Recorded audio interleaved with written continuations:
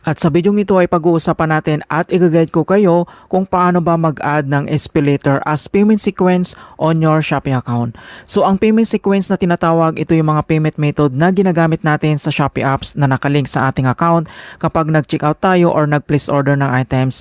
So either gagamitin mo ang Maribang or ShopeePay. And next step, kailangan mo lang i-open dito yung Shopee app. Dito lang sa ating Shopee homepage, kailangan mo lang itap dito yung Meetup profile na makikita dito sa bottom right corner.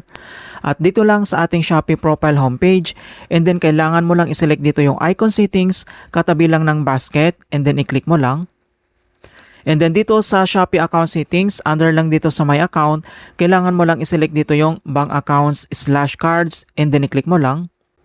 And dito sa bank account/cards, dito lang sa baba, makikita mo dito yung bagong settings ni Shopee na tinatawag na auto payment service, and then i-click mo lang. So dito na tayo sa Shopee Pay Link Services, kailangan mo lang iselect dito yung payment sequence. And dito sa payment sequence, makikita mo na dito yung current sequence na ginagamit mo katulad ng Shopee Pay Balance or Maribang. Kung gusto mong i-add dito yung SPayLater, at dito lang sa right corner, makikita mo dito yung kanyang button na add. Kailangan mo lang yan i-click. And then, enable SPayLaters, your current sequence will be saved and SPayLater will be added and used for payments to all current link merchants and future merchants. Kailangan mo lang itap dito yung confirm.